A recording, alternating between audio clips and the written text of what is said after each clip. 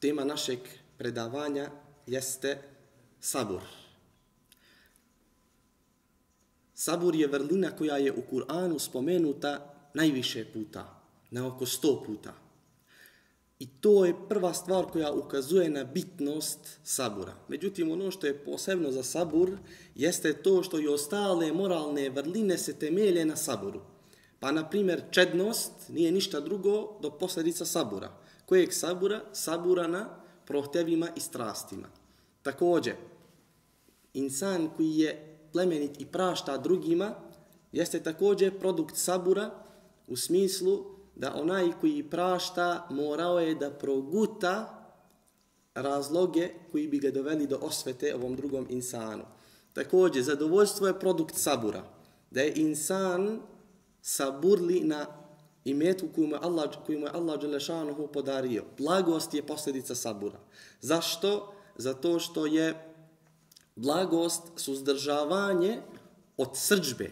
Pa insan mora da ima sabura, znači da bi bio blag. U jezičkom smislu sabur znači suzdržavanje duše od nečega. Također es-sabir u arapskom jeziku znači da je to gorki lijek koji je dobijen iz soka jednog otrovnog drveta. Znači gorki lijek. Da bi insan bio saburli, mora da proguta malo gorkog. Terminološko značenje. Dakle, sabur u islamu učenjaci su definisani na sljedeći način. Sabur je suzdržavanje duše na tome da bude pokorna uzvišenom Allahu Đelešanu u stvarima koje je Allah naredio. Suzdržavanje duše od toga da čini harame uzvišenom Allahu i sabur na Allahovoj Đelešanuhu odredbi. I mi ćemo, inša Allah, u našem predavanju sabur obraditi sa 3 aspekta. Prvi jeste spominjanje sabura u Kur'anu, sunnetu i govoru naših dobrih prethodnika. U drugom dijelu ćemo govoriti o vrstama sabura i u trećem dijelu ćemo govoriti, inša Allah, o uzrocima iskušenja. Kad je u pitanju ova prva stvar, to je spomen sabura u Kur'anu, sunnetu i govoru naših dobrih prethodnika. Moramo da znamo da tu postoje mnogi plodovi i da je cilj spominjanja sabura zapravo da izazove nešto u našim srcima, da probudi ambiciju da mi budemo od onih koji su se ukrasili ovom najlepšom vrlinom. Allah Đelešanu na prvom mjestu kaže: "Wasbir wa ma sabruka illa billah." Kaže, budi strpljiv, a ne možeš biti strpljiv osim ako ti Allah Đelešanu dozvoli.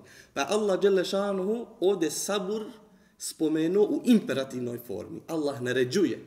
Pa onaj koji nastoji da bude strpljiv pripada kategoriji ljudi koji žude da ostvare Allahovu Đelešanuhu naredbu. Također Allah Đelešanuhu kaže, spominje sabur kao uslov da insan uspije. I na dunjaluku i na ahiretu. Kaže Allah Đelešanuhu: "Ja ejuhallazina amanu sbiru wa sabiru wa rabitu wattaqullaha la'allakum tuflihun." Kaže, ovi koji vjerujete, budite strpljivi i ustrajite na strpljivosti. Mnogi ljudi su strpljivi nekoliko dana, nekoliko hefti, mjeseci. Kaže Allah, i ustrajite na strpljivosti do smrti. Warabitu, i bdite na Allahovim Đelešanovim granicama i bojte se Allaha kako biste bili oni koji su uspješni. Allah Đelešanu je onima koji imaju sabur obećao neverovatne nagrade. Posebno za strpljive je Allah obećao 3 nagrade koje nije obećao za drugu kategoriju ljudi. Kaže Allah Đelešanu: "Wabashiri sabirin", i obraduj strpljive. "Alladhina idha asabathum musibatun qalu inna lillahi wa inna ilayhi raji'un." Kaže, oni koji kada ih zadesi nešto loše, oni kažu mi smo Allahovi i Allahu se vraćamo. "Ulaika alayhim salawatu min rabbihim wa rahma wa ulaika humul muhtadun." To su te 3 blagodati. Kaže, na njih će da bude salavat, počast. Allah će da se ponosi njim, da ih posebno hvali. Wa rahma, i Allahova milost. A rahmet je da ti Allah da svako dobro. I kaže, wa ulaika humul muhtadun, i oni će da budu od onih koji su upućeni. Pa su ovo 3 najveće blagodati koje mogu da budu date jednom insanu. Pa su naši dobri prethodnika govorili, kako da ne budemo strpljivi, A Allah nam je obećao 3 blagodati, a svaka od njih je vrednija od dunjaluka i svega što je na njemu. Dakle, salavat od Allaha, rahmet od Allaha, milost i Allahova dželešanu uputa. Međutim, ne staje se tu. Allah je za strpljive obećao najveću moguću nagradu. Kaže Allah dželešanu u suri Zumar: "Innama yuwaffa sabiruna ajrahum bighayri hisab." Doista će da bude nagrada, ali za strpljive, ulazak u džennet bez polaganja računa. A to je žudnja svakog pravog vjernika. I Allah dželešanu za sabur nagrađuje ulaskom u džennet bez polaganja računa. Također Allah dželešanu je rekao, oni koji budu imali pri sebi 2 osobine. Prva je sabur, a druga je čvrsto ubjeđenje, Allah će ih učiniti da budu predvodnici u vjeri. Allah će ih učiniti da oni budu predvodnici u vjeri. Međutim, kad se kaže predvodnici u vjeri, vođe u vjeri, ne smije da se misli da je to cilj samo po sebi. Da insan treba da bude strpljiv, da bi bio glavni, da bi bio faca ili bilo šta. Već kad se kaže da bude vođa u vjeri, da Allah preko njega sačuva islam, da Allah preko njega oživi islam, da on bude uzrok širenja Allahove dželešanuhu riječi i suneta poslanika sallallahu alaihi wasallam. I sigurno će onaj, jer je Allah dželešanu to obećao, kaže Allah dželešanu: وَجَعَلْنَا مِنْهُمْ أَئِمَّةً يَهْدُونَ بِأَمْرِنَا لَمَّا صَبَرُوا وَكَانُوا بِآيَاتِنَا يُوقِنُونَ. Kaže, i mi smo od njih, od ummeta, mi smo od njih odabrali jednu skupinu koji su predvodnici u vjeri. Kaže, ko su ti? To su oni koji imaju sabur i oni koji su čvrsto ubeđeni ono što Allah dželešanuhu kaže. Kaže, Imam Ibn Taymije, rahimehullah, kaže, doista se imamet u vjeri postiže saburom i jakim, čvrstim ubjeđenjem. Dakle, poklapa se sa riječima uzvišenog Allaha dželešanu. Ne staje se tu. Allah dalje nastavlja o saburu. Kaže Allah dželešanu: "Inna Allaha ma'as sabirin." Allah je sa onima koji su strpljivi. Bliski Allahu su oni koji su strpljivi. Koliko se insan osjeća bitnim, koliko se osjeća ponosno kad je blizak sa nekim časnim i uglednim insanom, kad je blizak sa nekim koja je na visokoj poziciji, tako dalje i tako dalje. Kako bi trebalo da se osjeća srce kad zna da je blisko sa Allahom dželešanu? I koliko bi zbog toga trebao insan da žudi da ostvari sabur u svojem životu? I Allah dželešanu kaže na kraju: "Wallahu yuhibbu sabirin." Allah voli, ne samo da je blizak, nego Allah voli one koji su strpljivi. Što znači to da Allah dželešanu voli? Kako je došlo u hadisu poslanika sallallahu alejhi ve sellem. Kad Allah zavoli nekog groba, znači Allah te voli, šta to znači? Allah obavijesti sve stanovnike nebesa. Allah obavijesti sve meleke. Ja volim tog groba po imenu i prezimenu. Tebe Allah voli. Obavijesti sve meleke. Pa ga i vi zavolite. I onda meleci zavole. I onda on bude prihvaćen među ljudima i ljudi ga zavole. Ima veća ambicija za insana od toga da ga Allah dželešanuhu zavoli. Također i u hadisu poslanika alejhi selam spominje se sabur. Kaže poslanik sallallahu alejhi ve sellem, kaže, ko bude nastojao da bude strpljiv, Allah će ga učiniti od strpljivih. Ko bude nastojao da bude neovisan od ljudi, Allah će ga učiniti neovisnim. I kaže poslanik alejhi selam, kaže, a doista najveća blagodat koja može da bude data jednom insanu jeste sabur. Također kaže poslanik sallallahu alejhi ve sellem, neće vjernika zadesiti nedaća, briga, tuga, zabrinutost, uznemirenost, kaže čak ni trn da ga ubode, a da mu Allah neće zbog toga izbrisati od njegovih loših dijela. Kaže poslanik sallallahu alejhi ve sellem, vrlo slikovito. Na sudnjem danu,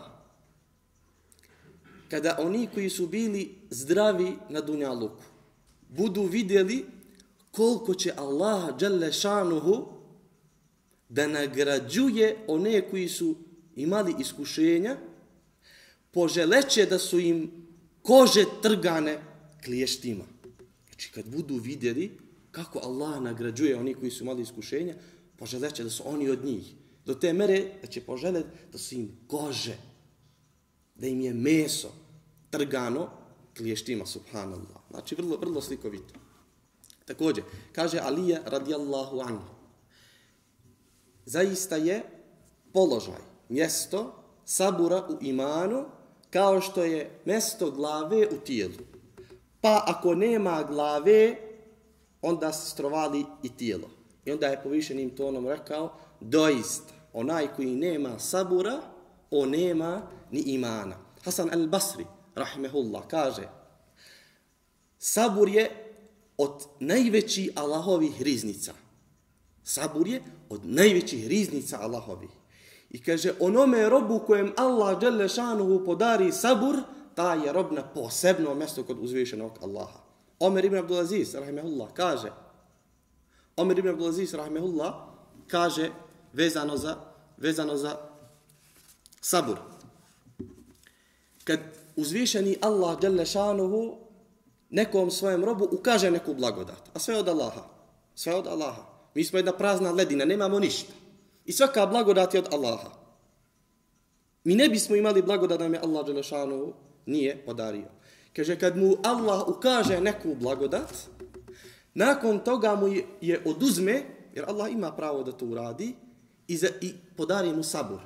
Kaže, ono što dođe nakon sabura će sigurno da bude bolje od onoga što mu je Allah dželle šanuhu oduzeo. Subhanallah. Dobro. Dakle, u prvom dijelu smo govorili spomen sabura u Kur'anu, hadisu i govoru naših dobrih prethodnika. U drugom dijelu smo rekli da ćemo spomenuti koje su to vrste sabura. Šta je ulema rekla, koje su vrste sabura? 3 su vrste ključne sabura.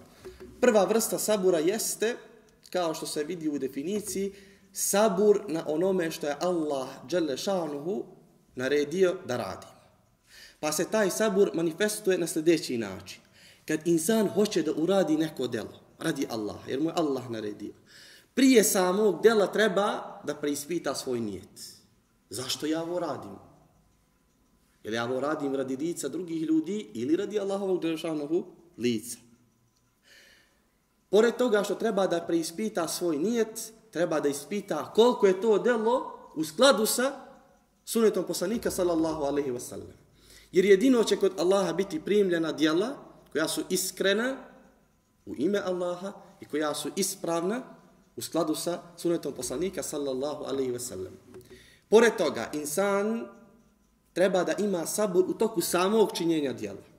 To se odražava u tome što insan bude fokusiran dok radi to djelo. Bude maksimalno angažovan da bi upotpunio to djelo. Da bi ga odradio do kraja. I sabur nakon djela. Da insan sačuva to djelo. Da se ne hvališe njime, da se ne oholi, da se ne ponosi previše. I tako dalje. Da se ne uzdiže. Kaže poslanik sallallahu alejhi ve sellem, Gospodaru, molimo te za dobra djela i za njihovo čuvanje. Te da insan maksimalno se trudi da sakrije i da sačuva svoja dobra djela. Druga vrsta sabura jeste sabur u obuzdavanju svoje duše da ne čini harame, da ne čini ono što je Allah dželle šanuhu zabranio. Pa nekoliko savjeta kada je u pitanju ova vrsta sabura, prvi od njih jeste, ako hoće da bude saburli na ovom polju, da se kloni ambijenta grijeha, da se kloni svega onoga što ga podstiče na taj grije. Ako znaš da u tom društvu, na tom mjestu, na toj društvenoj mreži, bilo gdje, sigurno upadaš u grije, beži od toga. Drugo je da insan ne uživa previše ni u halal, ni u dozvoljenim stvarima. Jer onaj koji se pokori svojem nefsu, u onome što je halal, samo je pitanje momenta kad će da se pokori svojem nefsu u onome što je haram. I također da insan ne dozvoljava sebi, jer je to ponos jednog vjernika, da bude dokon. Dokonluk je najplodniji teren da ga napadne šejtan, da radi s njim šta god hoće. Da ga napadne nefs i da ga poziva na ono što je nefsu drago. Treća vrsta sabura jeste sabur na Allahovoj dželle šanuhu odredbi. To znači da insan sabura svojim srcem tako što će da bude zadovoljan Allahovom dželešanu odredbom, time što će da zna da je Allah savršen. Svaka odredba od savršenog ne može da bude osim savršenstva. Allah je nepogrešiv. Allah kad da, to je vrhunac mudrosti, milosti i pravde prema tom robu. Ma šta on mislio? Allah kad da, uzme apsolutno sve faktore u obzir. I da najbolje ono što je za tog roba. I insan kad ga zadesi neko iskušenje, treba da zna da je to od Allaha mudrog. Od Allaha koji je takav i koji tako postupa prema njemu. Koji ga voli u konačnici. Koji nije tim iskušenjem htio da mu nudi, već mu je iz ljubavi dao to iskušenje. Također da jezikom ne prigovara i da ne izgovara riječi kojima Allah nije zadovoljan. Pa ako što mi čujemo često kod nas kad kažu šta sam ja Allahu skrivio pa da me kazni. Što baš mene ovo pogodi. I to su najjasnije riječi prigovaranje Allahu. Pa Allah nije nepravedan. Allah je savršen. I njegova odluka je nepogrešiva. I nema insan pravo da prigovara i da se žali na Allaha. Allah posjeduje apsolutno znanje. I kad daje nešto što je najbolje, nešto što je najmudrije. I treća vrsta, odnosno treći stepen pokazivanja sabura na Allahovoj odredbi jeste svojim delima, odnosno svojim organima. Pa da insan kad ga snađe nešto loše, da ne čupa sebi kosu, kako bi dokazao drugima koliko je on u nevolji, koliko je on tužan. Ako mu, na primjer, neko presadi, pa da bi ubedio druge da on pati, kako on voleo tog svog i tako dalje. Da ne čupa sebi i grebe obraze i tako dalje i tako dalje. Dakle, 3 su vrste sabura. Sabur na izvršavanju Allahove odredbe i to je najteža vrsta sabura. Najteža vrsta sabura. Zašto? Jer traži od insana da se pokrene, da deluje akciju. Onda druga vrsta po težini, odnosno jačini, jeste sabur na sustezanju od harama, jer ne traži od insana ništa osim da se sustegne.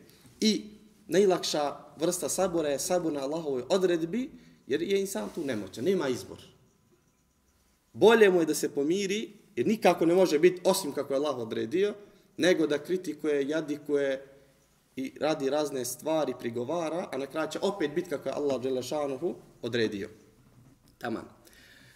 U trećem dijelu našeg predavanja govorit ćemo o uzrocima iskušenja. Najprije riječ iskušenje. Riječ iskušenje se kod nas ne shvata na pravi način. Kad se kaže iskušenje, odmah se misli da je to neka nedaća, nešto loše što zadesi insana. Međutim, iskušenje je mnogo širi pojam. Iskušenje, kako Allah dželešanu kaže, i dobro i loše.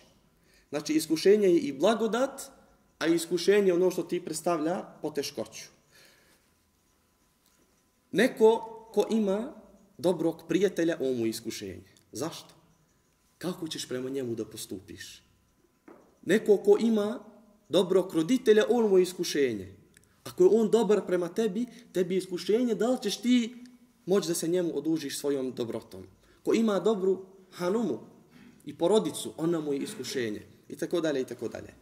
Znači, isto je iskušenje blagodat kao što je iskušenje nešto što loše zadesi insana. 2 su ključna uzroka za svako iskušenje. Osnova svakog iskušenja su grijesi. I to je 99,9% slučajeva. Drugi uzrok je jak iman. Čoveka snalaze iskušenja zbog njegovog grijeha, odnosno zbog njegovih grijeha. Kaže Allah dželešanuhu: وَمَا أَصَابَكَ مِنْ سَيِّئَةٍ فَمِنْ نَفْسِكَ. Sve što vas zadesi od iskušenja, to je zbog vaših dijela, odnosno zbog vas sami. U drugom ajetu, zbog dijela vaših ruku. Međutim, šta je grijeh? Grijeh nije samo da insan čini harame. Grijeh nije samo da insan čini ono čim Allah nije zadovoljan. Već je grijeh da insan u toku izvršavanja onoga što je Allah naredio bude nemaran. Pa kad insan obavlja namaz, da ga nemarno obavlja. To je grijeh. I taj grijeh će da uzrokuje iskušenje. Grijeh je kad čovjek uči Kur'an da je odsutnog srca, da ne razmišlja o značenjima i tako dalje. I to će da uzrokuje iskušenje. Grijeh je svaki ibadet koji se obavlja nemarno, koji se obavlja odsutno, u kojem nema skrušenosti. Ibadet ima poentu da utiče na srce. Allah nas je stvorio da ga savršeno obožavamo. I sve što nam je propisao je u tu svrhu. Da utiče na naše srce, da nam olakša da ga savršeno obožavamo. Kad Allah dželle šanuhu da iskušenja zbog grijeha, on to radi iz ljubavi i ogromne milosti i neverovatne dobrote prema svojem robu. I kad Allah da iskušenje nekom zbog njegovog jakog imana, opet je to iz ljubavi, milosti i dobrote prema tom robu. Kako? Zašto Allah iskušava dobre robove ako ih voli? Kad Allah dželešanu da nekom iskušenje zbog njegovih grijeha, to je za to da bi ga očistio. To je za to da bi ga očistio. Prije kaže poslanik sallallahu alejhi ve sellem, ni najmanja poteškoća da vam se desi, najmanje iskušenje, ne desi vam se da vam ne očisti grijehe. Znači kad Allah da nekom iskušenje, to je za to da bi ga očistio. On je zaradio to iskušenje. Allah mu da bi ga očistio grijeha. Zašto? Bolje da ga očisti na ovom dunjaluku nego na ahiretu. Bolje da ga rastereti sad nego kad bude insan najviše prestravljen. Pa ide kod majke, traži jedno dobro delo, ne da mu majka. Pa ide kod najbližeg svojeg, jedno samo dobro delo da se spaja, ne da mu niko. A Allah dželešanu mu na dunjaluku dao iskušenje da bi ga sačuvao tog poniženja, da bi ga sačuvao te patnje, da bi ga sačuvao tog stresa. To je ogromna ljubav Allaha dželešanu. Allah kad da iskušenje zbog grijeha, da manje nego što smo zaslužili. I to je milost. Zbog grijeha insan zaslužuje ga Allah uništi. Smisli kad bi Allah uništavao za grijeh. Međutim, Allah mu da neko iskušenje koje on može da podese, opet da bi mu očistio grijehe. Međutim, ne zaustavlja se sve tu, već se ide dalje. Mnogi Allahovi robovi koji bivaju iskušani, shvate kroz to iskušenje da ih Allah opominje. Allah želi nešto da im poruči. Pa se vrate Allahu. Pa čine istikvar Allahu. Pa čine teubu Allahu. Pa razna dobročinstva. Pokušavaju da se umiljavaju Allahu, kao što se Allah umiljava svojim robovima. Pokušavaju da budu još bolji. Pa pored toga što im Allah zbog tog iskušenja izbriše grijehe, Allah ih nadahne na ta razna dobročinstva i mnogostruko ih nagradi i oni budu mnogo bolji robovi posle iskušenja nego što su bili. Allah im poveća stepene u odnosu na ono što su bili ranije. A u ovom drugom slučaju, kad Allah daje iskušenja robovima zbog njihovog jakog imana. Najveća iskušenja su imali poslanici, vjerovjesnici, odabrani Allahovi robovi i svi oni koji su bliski njima. I uvijek će tako biti. To je Allahov zakon. A zašto? Zašto Allah najbolje robove daje im najveća iskušenja? Zašto? Allah dželle šanu je za svoje dobre robove, one jakog imana, pripremio posebne deređe. Ali oni ne mogu da dođu do tih deređa preko svojih djela. Nikako. Ne možeš delima da zaradiš to. I Allah im daje iskušenja da bi ih, da bi ih podigao na te deređe koje je za njih predvideo. To je neverovatna ljubav, to je neverovatna dobrota uzvišenog Allaha dželle šanu. Međutim, ima još jedna stvar. Kad Allah dželle šanu daje velika iskušenja robovima jakog imanskog stanja, oni lakše podnose ta iskušenja nego što oni robovi slabog imanskog stanja podnose slabija iskušenja. Dakle, odabrani Allahovi robovi lakše podnose, iako su mnogo velika iskušenja, nego ovi obični robovi za mala iskušenja. Jer Allah kad hoće nekom da daje iskušenje, pripremi ga za to. I ne daje Allah ono što ljudi ne mogu, dakle, da podnesu. Na kraju ćemo samo još ukratko spomenuti stvari koje se tiču, stvari koje krnje sabur kod jednog insana. Šta je ono što umanjuje sabur? Prva stvar koja umanjuje sabur jeste žaljenje. Da se insan žali na Allaha. Da se insan žali na odredbu uzvišenog Allaha. Kad se jedan čovjek požalio, jedan učenjak ga je čuo, zaustavio i rekao mu: zar se žališ insanu? Zar se žališ onome koji nema milosti na onoga koji je najviše milostiv prema tebi?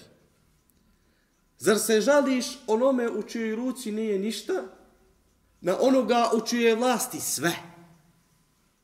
Zar se žališ onome koji ne može da ti pomogne na Allaha dželešanu koji te besprekorno voli? Pa kad insan se žali, umanjuje mu se sabur. Ali to nije u suprotnosti s tim da se Allah dželešanu žali uzvišenom Allahu dželešanu. Da se insan žali uzvišenom Allahu dželešanu. Dakle, da svoju bol, svoj jad, svoju tugu iznosi pred Allahom. Kao Jakub a.s. Za Jakub a.s. rečeno je da je on posebni, odabrani, strpljivi rob. Iako se žalio, ali se žalio Allahu. I žaljenje Allahu ne spada u ovo žaljenje koje umanjuje iman. I druga stvar, koja je najveća stvar, koja umanjuje sabur, jeste gubljenje nade. A to uzrokuje da čovjek klone duhom. Rekao je također Jakub a.s. svojim sinovima: ne gubite nadu. Doista nadu u Allahovu milost gube samo oni koji ne veruju u Allaha. I pravi vjernici znaju da uvijek ima nade u Allaha. Da će Allah prije ili kasnije dat izlaz za svoje dobre i saburli robove. Molim Allaha dželešanu da ovaj govor bude za nas, da ovaj govor ne bude protiv nas.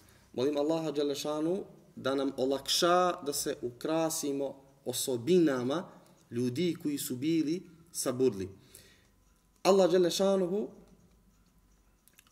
dželešanuhu navodi nam više vrsta strpljenja na iskušenjima. Prva vrsta je da insan ima onaj sabur u smislu da se ne žali, da je zadovoljan Allahovom odredbom, međutim jedva čeka da to prođe. I rekli smo da se ne žali niti srcem, niti jezikom, niti svojim organima. Međutim, ima nešto više od sabura. Kad te zadesi iskušenje, sabur ti je obavezan. Ali ima nešto još više od sabura. Pa su rekli učenjaci da je to zadovoljstvo tim iskušenjem. Zadovoljstvo znači da insan ne želi da mu prođe to iskušenje. Zašto? Jer zna koje su koristi tog iskušenja. I treća, najveći stepen koji je dozvoljen, jeste da je insan zahvalan na iskušenju kome Allah dželešanu daje. Zahvalan je u smislu, zahvaljuje Allah što je baš njega odabrao da ga iskuša. Jer iskušenje vidi kao čistu blagodat od uzvišenog Allaha. Međutim, vrlo važna napomena. Insan ne smije da traži iskušenja. Insan ne smije da priziva iskušenja. Da moli Allaha da ga iskuša. Poslanik a.s. je najbolji uzor. Da je to bilo dobro, on bi to radio. Međutim, poslanik dovi: Rabbena atina fid dunja hasene, wa fil ahireti hasene. Gospodaru, daj mi na dunjaluku dobro, najbolje. I na ahiretu najbolje. Nije tražio iskušenje. Čak je suprotno toga. La teđa'al musibetena fi dinina. Gospodaru, nemoj da mi daš iskušenje u mojoj veri. Međutim, kad već snađu iskušenja insana, onda postoje stepeni. Da bude saburli, da bude zadovoljan ili da bude zahvalan. U 20 sekundi ću samo ponoviti o čemu smo večeras pričali. Pričali smo o saburu sa 3 aspekta. Prvi aspekt jeste kako je sabur spomenut u Kur'anu, u hadisu i u govoru naših dobrih prethodnika. U drugom dijelu smo govorili o vrstama sabura i rekli da postoje 3 vrste. Sabur na izvršavanju naređenog, sabur u klonjenju zabranjenog i sabur na Allahovoj odredbi. I u trećem dijelu smo govorili o uzrocima iskušenja i rekli da su 2 glavna uzroka. Jedan je najčešći, to su grijesi.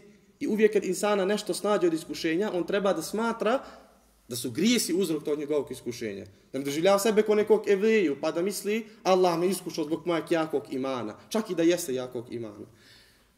I drugi uzrok sabura jeste jak iman.